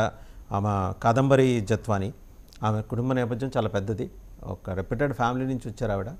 చీటింగ్ కేసులో మొత్తం సకుటుంబ సపరివారంగా తీసుకొచ్చి రాజమండ్రి సబ్ జైల్లో మధ్యలో transit halt VTPS guest house Vijayawada ఆ ఫెసిలిటీ కూడా కల్పించింది వైఎస్ఆర్సీపీ ప్రభుత్వం. సో ఒక కేసులో జిందాల్ గారి కేసులో ఆయన ఇబ్బంది పెట్టిన వాళ్ళని కాపాడటం కోసం మన రాష్ట్రాన్ని ఒక ప్లాట్ఫామ్గా చేసుకున్నారు, మన వ్యక్తుల్ని ఇందులో ఇన్వాల్వ్ చేశారు, కథ నడిపించారు. సో ఈ తరహా సినిమా ఆయన ఎప్పుడు ఇందాక కృష్ణాంజనేయులు గారు చెప్పారు, ఎప్పుడో గాడ్ ఫాదర్లో 50 ఏళ్ళ క్రితం గాడ్ ఫాదర్ సినిమాలో ఉంది, కానీ దానికి కొన్ని మోడిఫికేషన్స్ తోటి వైఎస్ఆర్సీపీ ఇది నడిపించింది అనేది మీ పార్టీ ఇంకా ఇతర పార్టీల అభియోగం. కొన్ని వాస్తవాలు కూడా అలానే కనిపిస్తున్నాయి. వాసుదేవన్ గారు, మీకు ప్యానెల్లో పెద్దలందరికీ కూడా గుడ్ మార్నింగ్ అండి. ఇప్పుడు ఎవరికైనా ఒక చీటింగ్ కేసు కానీ ఏ కేసు అయినా కానీ 7 years కంటే తక్కువ ఇంప్రిజన్మెంట్ ఉన్నటువంటి కేసెస్ పైన 41 CRPC నోటీస్ ఇవ్వడం జరుగుతుంది. ఆమెకు నోటీస్ ఇచ్చిన తర్వాత she has to attend to the court. మీరు కేసెస్ ఫ్రేమ్ చేయాలా, ఆ తర్వాత వాళ్ళు కోర్టుకు వెళ్ళి దానికి జవాబు చెప్పుకోవాలి వాళ్ళ మీద అయినటువంటి అభియోగాలు. మీరు అభియోగాలు మోపి వాళ్ళని అక్కడి నుంచి టెర్రరిస్ట్ లాగా తీసుకొచ్చి మొత్తం ఫ్యామిలీని తీసుకొచ్చి ఏ విధంగా చేస్తారండి? అంటే కుటుంబంలో ఒక వ్యక్తి తప్పు చేస్తే మనం కుటుంబాన్ని మొత్తాన్ని వేధిస్తారా? ఇది ఎక్కడ న్యాయం అండి? ఇది ఎక్కడ నియమావళి? ఇది ఎక్కడ చట్టం ఉంది? ఎక్కడ రాసింది ఇది? అంటే మీరేం చేశారంటే ఒక ఆకు రౌడీలాగా, కిరాయి రౌడీలాగా వ్యవహరించారు. గత 5 సంవత్సరాల పదవీ కాలం మొత్తం అధికార మదంతో ఎక్కి, అధికార మదం ఎక్కి అన్ని చేసిన కార్యక్రమాలు ఇవే. ప్రతి వారం ఒక లుచ్చలాపంగా పని బయటకు వస్తుంది. మీరు చేసిందండి. సభ్య సమాజం మిమ్మల్ని చీకొట్టే పరిస్థితి. రేపు వైఎస్ఆర్సీపీ జెండా కానీ వైఎస్ఆర్సీపీ నాయకులు అని చెప్పేసి ప్రజల పోనీకి ఒక ఆస్కారం కూడా లేదు. కేవలం ఇంకా 100 రోజులు కూడా కాలే ప్రభుత్వం పోయి వాళ్ళది అధికారం పోయి పుంకాలుగా బయటకు వస్తున్నాయి. ప్రతి జిల్లాలో ఒక కథనం, ప్రతి జిల్లాలో కథనం. ఇంక పొరుగు రాష్ట్రాల నుంచి కథనాలు వస్తున్నాయి. ఇంకేమేమి జరుగుతుంది? ఇంకా ఇంటర్నేషనల్గా వచ్చేది ఉంది. ఇంకా ఇలాంటి సిగ్గుతప్పి పనులు అన్నీ చేసుకుంటూ ప్రతి 15 రోజులకు ఒక కథల, అది శాంతి కేసు ఒకటి, దువ్వాడ కేసు ఒకటి, ఇవన్నీ రకరకాల కేసులన్నీ ఇవన్నీ పనికిరాని కేసులు. ఇది అవసరమా? ఇంత ఇంట్రెస్ట్ మీకేముంది? అక్కడి నుంచి ఒక అమ్మాయిని తీసుకొచ్చి ఇక్కడ వేధించడం అవసరం ఏముంది? అక్కడి నుంచి ఎవరన్నా పొరుగు రాష్ట్రం నుంచి, వేరే రాష్ట్రం నుంచి ఇక్కడ పోలీసులు ఒక ముద్దాయిన టెర్రరిస్ట్ అయినా కానీ అక్కడి నుంచి లిఫ్ట్ చేస్తే అక్కడ ఉన్నటువంటి పోలీసు సమాచారం ఇవ్వాలి. అది ఇవ్వనట్లయితే ఇది టెర్రరిజం అవుతుంది, ఇది కిడ్నాపింగ్ కేసు అవుతుంది. వాళ్ళపైన కిడ్నాపింగ్ కేసు నమోదు చేయాలి ఖచ్చితంగా. దీంట్లో దోషులుగా ఉన్నటువంటి ఆరోపణలు ఎదుర్కొంటున్నటువంటి పోలీసు అధికారులపైన ఖచ్చితంగా వాళ్ళకు నోటీసులు ఇస్తారు, వాళ్ళపైన కూడా ఈ చర్యలు తీసుకుంటారు. ఇలాంటి పనికిరాని కథనాల గురించి మనం మాట్లాడి డిబేట్ టైం వేస్ట్ చేయకండి. దీన్ని బాధ్యత మాత్రం వైఎస్ఆర్సీపీ నాయకులు, వైఎస్ఆర్సీపీ ప్రభుత్వం అధికారులు. పనికొచ్చే కథనం గురించి మాట్లాడుకుందాం. ఎంపీల గురించి ఏం మాట్లాడతారు మీరు? రైట్, ఎంపీల గురించి మోపిదేవి బీసీ ఎంపీలపై ఓసీ ఎంపీలు వస్తున్నారు, ఓసీ ఎంపీలని తెలుగుదేశం తీసుకొస్తుంది అని మీ మీద వైసీపీ అభియోగం. ఇది పనికొచ్చే కథనమేనా? అంటే మీ దృష్టి నాకు ఐ కుడ్ నాట్ రేట్, మీరైతే డాక్టర్ కాబట్టి వాసుదేవన్ గారు, ఒక పార్టీ ఒక ఎంపీగా ఎవరైనా నియమిస్తే దానికి అనేక ఈక్వేషన్స్ ఉంటాయి. వీళ్ళు మా పార్టీకి ఏ విధంగా పనికొస్తారు, ఏ విధంగా మన ప్రభుత్వంకి, అక్కడ కేంద్ర ప్రభుత్వంకి మనకి ఏ విధంగా ఒక బ్రిడ్జ్ లాగా వ్యవహరిస్తారు అనేది చాలా ఇంపార్టెన్స్ ఉంటుంది. అనేక ఈక్వేషన్స్ ఆలోచిస్తారు. ఇక్కడ ఓసీ బీసీ అని చెప్పేసి ఉంటుంది. ఓసీలో మనకు రిజర్వేషన్ ప్రకారంగా మన ఓసీలకు బీసీలకు ప్రాధాన్యత ఇవ్వాల్సి వస్తుంది. కొన్ని స్పెషల్ కండిషన్స్లో, కొన్ని అనుకోని పరిస్థితులలో అకామిడేట్ చేయాల్సి వస్తుంది. ఏదో ఒకటో రెండు చేసినంత మాత్రాన తప్పు కాదు. ఖచ్చితంగా ఓడిపోతారనుకున్న దగ్గరేమో వల్లరామయ్య గారిని నుంచోబెడతారు పోటీకి, ఆయన ఎస్సీ. మీరు గెలుస్తారనుకున్న చోట ఓసీలను పంపిస్తారు. ఇది మీ మీద ఉన్న అభియోగం. అంటే కొన్ని నియోజకవర్గాలలో, కొన్ని స్థానాలలో అక్కడ ఓసీగా ఉన్నటువంటి క్యాండిడేట్కి బలంగా ఉన్నప్పుడు, అక్కడ అన్ని అనుకూలంగా ఉన్నప్పుడు రాజ్యసభకి చెప్తున్నా కొన్ని ఈక్వేషన్స్ ఉంటాయి. రాజకీయ పార్టీలు కొన్ని అన్ని ఈక్వేషన్స్ ఆలోచించి క్యాండిడేట్ పెట్టడం జరుగుతుంది సార్. ఎందుకంటే అది అంతర్గతంగా ఉన్నటువంటి విషయాలు అవి, అది బహిరంగంగా చెప్పే విషయం కాదు. సరే, అయితే మీరు మొహాట పడుతున్నారు. రవికిరణ్ గారు ఏమైనా చెప్తారో అడుగుదాం. రవికిరణ్ గారు బాగా మొహాట పడుతున్నారు. డాక్టర్ ఏఎస్ రావు గారు తెలుగుదేశంలో అంతర్గతంగా జరుగుతున్న విషయాన్ని ఇలాంటి వేదిక మీద నేను పంచుకోలేను అని చెప్పేసి 2 బీసీలు వెళ్ళిపోయి 2 ఓసీలు వస్తారట. ఒక ఆయన అందులో కిలార్ రాజేష్ గారు, నేను ఇందా చెప్తున్నాను, కంబంపాటి రామ్మోహన్ రావు గారి తరహాలో మంచి లాబింగ్ చేయగలరు, ఆయనకి మంచి పేరుంది, చక్కటి పేరుంది, సమర్థుడు, అందులో డౌట్ లేదు. అండ్ యంగ్స్టర్ కూడా అతను. అటువంటి ఆయన్ని ఇంకో సతీష్ గారిని ఎవరినో తీసుకొస్తారట. ఇన్ టర్న్ మోపిదేవి గారికి ఎమ్మెల్సీ ఇస్తారట. మోపిదేవి గారు అంటే తనకు జరిగిన తీవ్రంగా అన్యాయం చేసిన వైఎస్ జగన్మోహన్ రెడ్డి గారి మీద ఆగ్రహం ప్రదర్శిస్తూనే తనకి అవకాశం ఇచ్చిన వైఎస్ జగన్మోహన్ రెడ్డి గారికి ముకుళితాస్తాలతో ధన్యవాదాలు చెప్పారు. అంటే ఒకటి మనకి అపరిచితుడు సినిమా చూస్తే దాంట్లో కాంట్రాస్ట్ అపీరెన్స్ ఉంటుంది ఆయనది, విక్రమ్ది. అలాగే ముందు ఆగ్రహం ప్రదర్శించడం, వెంటనే 2 నిమిషాల వ్యవధిలో ఇలా 2 చేతులు జోడించి ఆయనకు ధన్యవాదాలు చెప్పడం. ఎలా చూస్తున్నారు దాన్ని? సార్ ఇప్పుడు ఇందాక కృష్ణాంజలి గారు ఒక మాట అన్నారు. 2014 తర్వాత టీడీపీ నుంచి బీజేపీలోకి 4 ఎంపీలు వచ్చారు. తద్వారా బీజేపీ టీడీపీ పొత్తుకి వాళ్ళు సహకరించారు. అదే రకంగా ఇది ఉండిపోతుందా అంటే అది వాళ్ళ ఆయన కృష్ణాంజలి గారు చెప్పిన లైన్ అది, నేను ఏకీభవించను. బట్ స్టిల్ ఆయన లాజిక్ ప్రకారం చూసుకుంటే ఈరోజు వైసీపీ నుంచి టీడీపీ బీజేపీలోకి ఎంపీలు వస్తే 2029కి వైసీపీని కూడా కూటమిలో తీసుకుని అందరూ కలిసి ప్రతిపక్షం లేకుండా పోటీ చేయదలుచుకున్నారా? ఇదే కృష్ణాంజలి గారి లాజిక్. అంటే ఆ లాజిక్ కరెక్ట్ అయితే ఇది కూడా కరెక్ట్ అవ్వాలి కదా, వైసీపీ కూడా ఈ ఎన్డీఏలోకి వచ్చేయాలి కదా. సో ఇది ఎక్కడ సింక్ అవ్వలేదు. కృష్ణాంజలి గారు ఎందుకు లాజిక్ మిస్ అయ్యారు నాకు అర్థం కాలేదు. ఇంకొకటి, అక్కడ ఎంపీలుగానే వచ్చారు వాళ్ళు బీజేపీలోకి. అది పార్టీ ఫిరాయింపు చట్టం రాజ్యాంగబద్ధంగా పార్టీ చట్టంలో వచ్చారు. బట్ ఇక్కడ అలా కాదు కదా, రాజీనామా చేశారు ఎంపీగా స్పీకర్ కి రాజీనామా చేసేసి వైసీపీకి రాజీనామా చేసి బయటకు వచ్చేసారు. సో బయటకు వచ్చేసిన వ్యక్తులు ఇప్పుడు రేపు ఏ రకంగా ఉండబోతున్నది వైసీపీ పార్టీ కొన్ని ఫీలింగ్స్ వదులుతున్నారు. అది నిజమో అబద్ధమో ఫ్యూచర్ తేల్తాయి. కాదు, నా ఉద్దేశం ఏంటంటే ఒక ఎంపీగా సిట్టింగ్ ఎమ్మెల్సీగా ఉన్న వాళ్ళు ఇంకా మాకు అది అక్కర్లేదు అని రాజీనామా చేస్తున్నారా? అంటే రేపు వాళ్ళు జాయిన్ అయ్యే పార్టీ వారికి ఏమి ఎంపీ గాను ఎమ్మెల్సీ గాను అవకాశం, ఇప్పుడు ఎంపీగా రాజీనామా చేస్తే ఎమ్మెల్సీగా ఇస్తారా? అలా అంటే మోపిదేవి గారు రాజీనామా చేశారా? ఎంపీగా అక్కర్లేదు నాకు ఎమ్మెల్సీగా చాలా చేశారా? అంత సీనియర్ నాయకుడు ఇంత సిల్లి డీల్ కి ఒప్పుకుంటారా?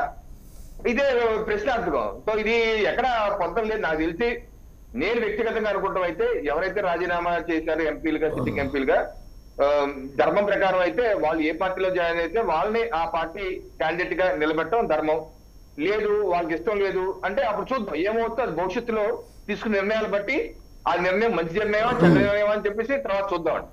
ఇంకోటి, వైసీపీ ప్రతినిధి వారు ఇందాక మాట్లాడుతూ ఒక విషయం వాస్తవం చెప్పారు. ఇప్పుడు ఇందాక దాకా మన డిస్కషన్ ఏంటి, ఈ జత్వానీ ఎపిసోడ్ లో జగన్మోహన్ రెడ్డి గారికి తెలుసా తెలియదా అనేది ఒక డౌట్ అయితే ఉంది. అందరైతే ఊహాగానాలు జగన్మోహన్ రెడ్డి గారే చేయించారు అని ఉంది, కానీ కరెక్ట్ గా గంటాపదంగా చెప్పడానికి లేదు. కానీ వైసీపీ ప్రతినిధిగా ఒక మాట నేశారు. ఏ అయితే కుక్కల విద్యాసాగర్ తను చీటింగ్ చేసింది ఈ అమ్మాయి ఆర్థికంగా నష్టపరిచింది కాబట్టి 2019లో నేను పోటీ చేయలేకపోయానని బాధపడ్డాడు. ఈ విషయాన్ని అప్పుడు వైసీపీలో పార్థసారథి గారు జగన్మోహన్ రెడ్డి గారికి చెప్పారు అని అన్నారు ఇందాక ఫ్లోలో. అంటే ఏంటి, ఈ ఎపిసోడ్ జగన్మోహన్ రెడ్డి గారి దృష్టిలో ఉంది అన్నది వైసీపీ ప్రతినిధిగా వారు లైవ్ లో ఏకీభవించారు, లేకపోతే వాస్తవాలు చెప్పేశారు. సో ఈ కోణంలో కూడా అధికారులు ఆలోచన చేయాలని చెప్పేసి నా ఉద్దేశం. రవికుమార్ గారు, ఇప్పుడు మోపిదేని వెంకటరమణ గారు ఇప్పుడు చేస్తున్నారంటే తెలుగుదేశం పార్టీలు ఏ విధమైన హామీ ఇవ్వలేదండి. ఆయనకి ఎమ్మెల్సీ ఇస్తామని చెప్పేసి, లేకుంటే మీరు రాజీనామా చేసి ఆయనకు ఫోన్ చేసి అడగండి, ఆయనే చెప్పారు. ఏది నాకు ఎమ్మెల్సీ హామీ ఇచ్చారు తెలుగుదేశం అధినేత తప్పది. ఎమ్మెల్సీ ఎమ్మెల్సీ కానీ మీరు పోటీ చేసిన స్థానాలకు మళ్ళీ మేము ఇస్తామని అక్కడ ఏం జరిగిందంటే, వైసీపీ పార్టీ రేపు ఏ పార్టీ అయినా ఓడిపోయిన తర్వాత ప్రక్షాళన జరుపుకుంటుంది. ఈ ఓటమి కారణం తెలుసుకొని తర్వాత వాళ్ళ యొక్క క్యాడర్కు ఇచ్చేస్తుంది. కానీ జగన్మోహన్ రెడ్డి ఓడిపోయిన తర్వాత కూడా అదే మెంటాలిటీతో ఉన్నాడు, అదే మైండ్ సెట్తో ఉన్నాడు. అదే కాకుండా రాష్ట్రంలో ఉండకుండా పొరుగు రాష్ట్రాల్లో పోయి ఆ కాంగ్రెస్ ఛత్రఛాయలు అక్కడ తలదాచుకొని ఇప్పుడు కూడా వైఎస్ఆర్సీపీ నాయకులకు అనుకూలంగా ఏమంటారు అందుబాటులో లేకుండా పరిస్థితి. అటువంటిప్పుడు రేపు రాజకీయ జీవితంలో ఉండాలనుకున్న వాళ్ళు రేపు రాజకీయ జీవితం వాళ్ళకి భవిష్యత్ అనేది అంధకారం కనిపిస్తుంది, బ్లైండ్ పిక్చర్ కనిపిస్తుంది. 14-19 మధ్య ఒక్క నిమిషం అండి, 14-19 మధ్య చేసిన తప్పే తెలుగుదేశం ఈసారి కూడా చేయాలనుకుంటుందా? చేయదలుచుకోలేదు. అది తప్పని ఒప్పుకుంటున్నారు. ఇక్కడ వినండి, అప్పుడున్నటువంటి పరిస్థితులు వేరే. ఇప్పుడు వాళ్ళు రాజకీయంలో వాళ్ళు ఒక పదవులను రాజీనామా చేస్తారా పోనీ? అది కాదు, అది గుర్తులేదు. మాకు అవసరమే లేదండి. మాకు వైఎస్ఆర్సీపీ నాయకులను తీసుకునే అవసరం లేదు. వాళ్ళ రేపు రాజకీయ భవిష్యత్తు వాళ్ళది ప్రశ్నార్థకం అవుతుంది కాబట్టి అక్కడ రాజీనామా చేసి వాళ్ళు స్వచ్ఛందంగా ఇక్కడికి వస్తున్నారు. ఇక్కడికి వచ్చిన తర్వాత ఇవాళ రాజీనామా చేసి రేపు నోటిఫికేషన్ రాదు కదా, 4 నెలలు 5 నెలలు పడుతుంది. అప్పుడు పరిస్థితుల ప్రకారంగా ఉంటుంది. కానీ అంతే తప్ప ఇప్పుడు మీరు రాండి రేపు పొద్దున మీకు వస్తుందని కాదు కదా. ఇప్పుడు తెలుగుదేశం పార్టీకి వేరే పార్టీ నాయకులను తీసుకునే అవసరం లేదు. ప్రజలు మాకు ఫుల్ మ్యాండేట్ ఇచ్చారు, మాకు అవసరం లేదు. ఈరోజు మేము రాజీనామా చేసి వచ్చారు, వాళ్ళు స్వచ్ఛతగా రాజీనామా చేసి వచ్చిన తర్వాత ఈ వైఎస్ఆర్సీపీ వాళ్ళకి కానీ ఎవరికి కానీ వాళ్ళ మీద విమర్శించే అధికారం కానీ అవసరం కానీ ఎవరికి ఉండదు.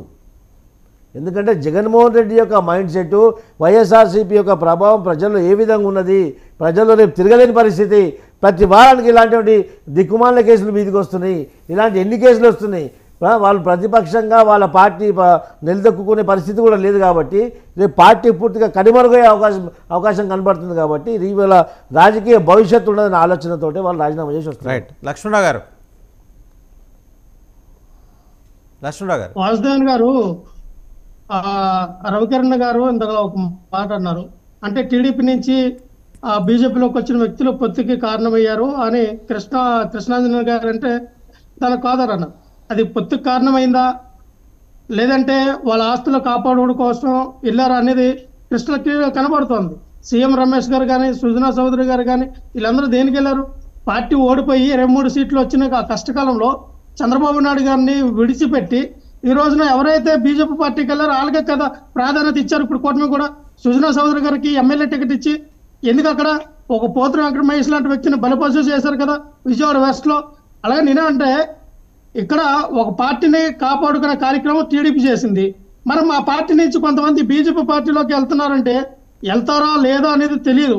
ఒకళ్ళు వెళ్తే వాళ్ళకున్నటువంటి వ్యాపార రీత్యా వాళ్ళకున్నటువంటి ఇబ్బందులు లేదా దేని మీద వెళ్ళండొచ్చు. అంటే బీజేపీ పార్టీ ఎంతమందిని సేవ్ చేయాలా? బీజేపీ పార్టీ ఈ రోజున ఆర్థిక లావాదేవీలు ఉన్నటువంటి ఆర్థిక నేరస్తులు ఎంతమంది బీజేపీ పార్టీ సపోర్ట్ చేసి విదేశాలకు పంపించేలా? ఆర్థిక నేరాలు జగన్మోహన్ రెడ్డి కూడా ఎదుర్కొంటున్నాడు కదండి, ఆయన కూడా పోతే అయిపోతుంది కదా. మరి అలాంటప్పుడు జగన్మోహన్ రెడ్డి కూడా పోతే కేసులన్నీ పోతాయి కదా. ఎందుకు ఇబ్బంది పడ్డాము, ఎందుకు బెయిల్ ఎక్స్టెండ్ చేసుకోవడము?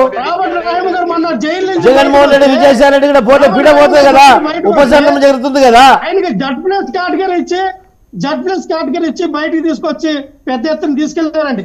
20 సంవత్సరాలు ఆయన మీద ఉన్నటువంటి అభియోగాలు, ఎటువంటి అభియోగాలు కూడా అందరికీ తెలుసు. దేశం మొత్తం అట్టడుగుపోయినటువంటి అభియోగం. అలాంటప్పుడు లక్ష్మణరావు గారు మీ నాయకులు నెట్ ప్లేస్ ఎందుకున్నాడు, బెంగళూరులో తలదాచుకోవడం అవసరం ఏమొచ్చింది? ఆయన డైరెక్ట్ గా బీజేపీలో చేస్తే మొత్తం పోతుంది కదా. మీరు అనుకున్న ప్రకారంగా నిజమైతే జగన్మోహన్ రెడ్డి, విజయసాయి రెడ్డి బీజేపీలో చేస్తే కేసులు పోతాయి కదా. అవినీతి పనులు కాబట్టి టీడీపీ నాయకులందరూ కూడా బీజేపీ పార్టీలోకి వెళ్ళారని ఒప్పుకుంటున్నారు కదా. అలాగే వాసుదేవన్ గారు జగన్మోహన్ రెడ్డిని ఒప్పించండి, నేను రవికుమార్ గారిని అక్కడ మధ్యవర్తిత్వం చేస్తాంలే. విషయం తీసుకొచ్చారు వాసుదేవన్ గారు, శ్రీవారి లడ్డూల గురించి తీసుకొచ్చారు. నాకు బాగా తెలుసు, నేను ఎప్పుడు కూడా వెంకటేశ్వర స్వామి గుడికి నేను వెళ్ళా, కానీ నా ఫ్రెండ్స్ నా పక్కింటి వాళ్ళు ఎవరైనా వెళ్తే అప్పుడప్పుడు ప్రసాదం ఇచ్చేవారు. ఒక వ్యక్తికి 2 నుంచి 3 లడ్డూలు ఇచ్చేవారు, వాళ్ళు తీసుకొచ్చారు ఒక వ్యక్తికి. ఈ రోజున ఆధార్ కార్డు ప్రామాణికంగా ఆధార్ కార్డు ఇస్తే ఒక వ్యక్తికి 1 లడ్డే ఇస్తారంట, నెల మొత్తానికి 1 లడ్డే ఒక వ్యక్తి. అంటే ఇది ఎక్కడే ఉండేది? ఒక నెలకి 1 లడ్డు, ఒక వ్యక్తికి 1 లడ్డే. అంటే ఏ ప్రాథమికంగా మీరు తీసుకొచ్చారు దీన్ని అంటే అర్థమవుతోంది. ఇక్కడ కూడా చాలా క్రిస్టల్ క్లియర్ గా భక్తుల యొక్క మనోభావాలను కూడా దెబ్బతీసే పరిస్థితి ఈ రోజున టీడీపీ ప్రభుత్వం ఎన్డీఏ కూటమి చేస్తుంది కదా. అరే మేము లక్ష్మణరావు గారు, తిరుపతి తిరుమల దేవస్థానం వ్యవహారంలో మీరు చేసిన అరాచకాలన్నీ చేస్తే డిబేట్ టైం సరిపోదండి. మీరు ముఖం దాకా డిబేట్ నుంచి బయటకు వెళ్ళిపోతారు. మీ డైమండ్ రాని సాక్ష్యం దానికి, మీ డైమండ్ రాని ఏం చేసి అలాంటి కార్యక్రమం అయితే మేము చేయం కదా. టికెట్లు అమ్ముకున్నారు, శ్రీవాణి ట్రస్ట్ డబ్బులు దుర్వినియోగం చేశారు, శ్రీవాణి ట్రస్ట్ డబ్బులు దుర్వినియోగం చేశారు. దానికి బాధ్యులు మీరు. ఇప్పుడు మీరు మాట్లాడతారా? మేము లడ్డులు కాజేయట్లేదు, లడ్డులు ఇవ్వడంలో తక్కువ చేస్తున్నాము, లడ్డులు ఇవ్వడంలో తగ్గించాము, అంతే తప్ప అది నేనేం కాదు కదా. దాని కారణాలు కూడా మేము చెప్తాం కదా. మీలాగా శ్రీవారి ట్రస్ట్ డబ్బులు నొక్కేయలేదు కదా, మేము శ్రీవారి డబ్బులు దొంగతనం చేయలేదు కదా. శ్రీవారి ట్రస్ట్ డబ్బులను దొంగతనం చేశారు మీరు. హాస్పిటల్ కడతామని చెప్పేసి ఆ యొక్క ధనాన్ని దుర్వినియోగం చేశారు. మీ డైమండ్ రాణి ఒక మంత్రి హోదాలో ఉండి ప్రతి వారం 20 మందిని తీసుకొచ్చి నేలని దర్శనం చేసేది, ఒక్కొక్కరితో ₹1,00,000 వసూలు చేసేది, నెలకు 60 లక్షలు సంపాదించింది మీ డైమండ్ రాణి రోజా. ఇప్పుడు ఎక్కడ పోయింది? ఆంధ్రప్రదేశ్ ఇష్టపడి విదేశాల్లో ఉంటుంది. మీరా మాట్లాడే తిరుపతి గురించి? లడ్డూలు అమ్ముకొని బతుకుతారా? శ్రీవారి లడ్డూలు అమ్ముకొని బతుకుతారా మీరు? బ్లాక్ లో అమ్ముకొని. బ్లాక్ లో అమ్ముకుంటా పట్టుకొని అయినా నీకు ఓడొద్దంటులు. ఒక్క నిమిషం సార్, మీరు తిరుపతి తిరుమల దేవస్థానం యొక్క ప్రతిష్టని భంగం చేసే కార్యక్రమం మీరు చేశారు. కంక్లూడ్ మీరా మాట్లాడేది అసలు? రవికిరణ్ గారు కైండ్లీ కంక్లూడ్. రవికిరణ్ గారు 1 minute. ఇప్పుడు గతంలో 2000 వైసీపీ ప్రభుత్వం ఉన్నప్పుడు అండి శ్రీవారి లడ్డూలు పెళ్లిళ్ళకి రిసెప్షన్లకు కూడా లేకపోతే ఎంగేజ్మెంట్లకు కూడా డిస్ట్రిబ్యూట్ చేసేవాళ్ళు. నేను ఒకసారి ఒక ఫంక్షన్కి వెళ్తే అలాగే ఇచ్చారు. నాకు ఆశ్చర్యం వేసింది. మీరు తిరుపతి లడ్డు ఎలా ఇస్తున్నారంటే అక్కడ మా వాళ్ళు ఉన్నారు, అక్కడ నుంచి బల్క్ లో తీసుకొచ్చేవాడు. అంటే పెళ్లిళ్ళకి పేరంటారికి తిరుపతి లడ్డు కాంట్రాక్ట్కి ఇచ్చే పరిస్థితి. ఈ రోజు వారు తీసుకున్న నిర్ణయం ఏంటి? వారు ఏమన్నారంటే ఎవరైతే దర్శనానికి వెళ్తారో దర్శనంకి వెళ్ళొచ్చిన వాళ్ళకి ఒక ఉచిత లడ్డు, అది కాక 4 నుంచి 6 వరకు అవైలబిలిటీ బట్టి లడ్డూలు ఇస్తారు. అదొకటి. ఎవరైతే దర్శనం చేసుకోకుండా మామూలుగా వచ్చే వాళ్ళు ఉన్నారు వాళ్ళకి ఆధార్ కార్డు ఇస్తే ఒక రోజుకి 2 మాత్రమే ఇస్తారు. మరుసటి రోజు వస్తే అదే ఆధార్ కార్డు పడితే అతను వస్తే ఇంకో 2 ఇస్తారు, 2 ఇస్తారు. అలాగే రోజుకి రిస్ట్రిక్ట్ చేశారు. ఒక ఆధార్ కార్డుకి 2 వరకే మాత్రమే ఇస్తాము. దర్శనం చేసుకుని వ్యక్తికి, దర్శనం చేసుకొని టూరిస్ట్ కి 2 ఇస్తాము. ఒక ఆధార్ కార్డు మీద 2 ఇస్తాము. ఎందుకంటే ఇలా దుర్వినియోగం చేసి బ్లాక్ మార్కెట్ లో వెళ్తుంది కాబట్టి అని చెప్పి నిర్ణయం తీసుకున్నారు. దీనిలో తప్పేంటి? దీనిలో మంచి విషయమే కదా. దీనిలో నెల పొడుగు వరకు ఎవరు ఇది కరెక్ట్ గా వాళ్ళు అమ్మట్లా, మీరు అమ్ముకుంటున్నారు. భక్తులకు ఒక లడ్డు చేతులు బట్టి మిగతా లడ్డూలు బ్లాక్ లో అమ్ముకోవడానికి బ్లాక్ లేకపోతే పట్టుకోలేనా? పట్టుకొని బయటకు తిరుపతి లడ్డు పార్టీ సోకాల్ ప్రతిపక్షం కదా.